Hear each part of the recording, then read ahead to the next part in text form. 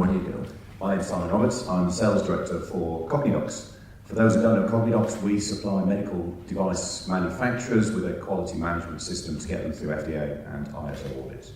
More interestingly, Joe, what we've really done in the last year, we've launched we've innovated our products to bring it into sales consultants and create a recurring revenue model for that market sector. How does that work? Yeah, it's a good question. So we kind of looked at how quality systems are sold by medical consultants, and what we found is it's very lumpy revenues. So the medical device company is usually coming from a place of not having much money. We've just listened to where Nick started from. You've maybe got self-funding, you've maybe got grants, you've got some seed funding. When a quality consultant comes in, because of course you can't really, maybe Nick, you didn't have your own quality team when you started, so you've got to go to the market to get a consultant in. That consultant's not cheap. You then also got to invest in quality system as well, because really you've got to have electronic records to be able to get through FDA and ISO approvals. So what we did is we have a hosting model for consultants where they can host a quality system, work with the medical device manufacturer to get them through the regulatory period, but over a longer period of time. So there's not that upfront fee.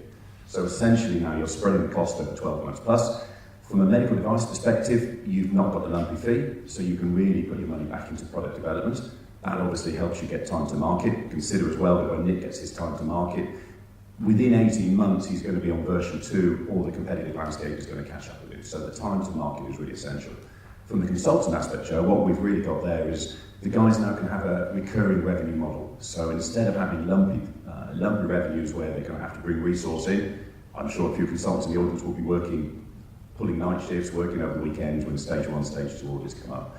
So they can have the recurring streams, so they can now bring resource in on a timely manner, and that manner or that revenue stream then is much more easier and much less lumpy. Thank you. I have a few questions. One is, so this is a SaaS model, software as a service. Yep. Are there many software as a service solutions in quality management for medical devices? I'm unaware. There is, Joe, yeah. I mean, they range, you've got a couple of big guys over in the States that just raised $200 million in the last couple of years to go after this market. I mean, if you think in Europe, Nick is one of 33,000 medical device manufacturers, but 95% of the rest are SMEs.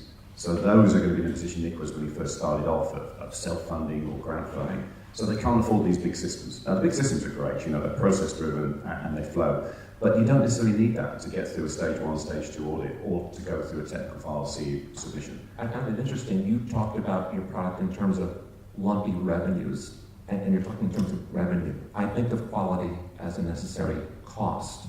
So isn't your value proposition that you can spread out your payments, your outflows? But I guess in some cases a consultant will license and then sub-license, and so he or she doesn't have to pay right away. Can you explain that when you talk about revenues? Yeah, it's a good call. So if you think when Nick started, we pick on Nick because he's in the audience today, but if you think when Nick started, he'll have got a quality consultant to come in that will do a lot of work in a very short space of time, so rack up a lot of cost in 2 or 3 months. So instead of Nick putting that money into the development of the product, he's paying the QA to get him through the stage 1. Understood. So what we do is we allow the quality consultant to host Nick on his own quality system. So Nick doesn't need to invest in the QMS. Right.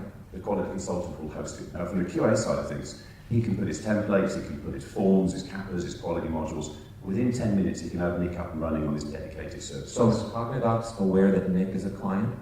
Well, Nick's too far down the line now. Right, and so, or from a consultant's perspective, they pay you on a SaaS basis, and perhaps you have it like tiers of how many companies you're supporting, and that's part of your pricing, or is it just one size fits all, you pay that, go and sub-license it to whomever you like, we're ambivalent. Correct.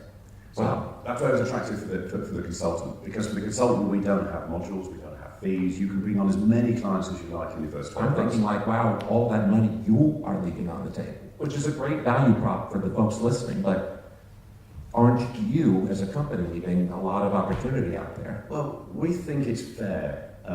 Unlike a lot of venture funding, we're still privately held. So we don't need to report to the shareholders, we don't have the big venture guys breathing down our necks saying, hey, where's the profit? Right. We want to help the medical devices get to market. The more Nicks in the world, I ever saw me, I do a lot of running, these shoes really help, by the way. Right.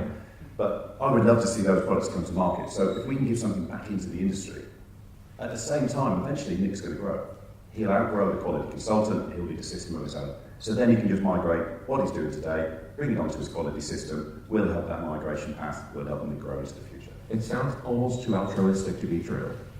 Would I lie to you, Joe? No, I don't think you would. No one in a shirt like that would have the audacity to lie.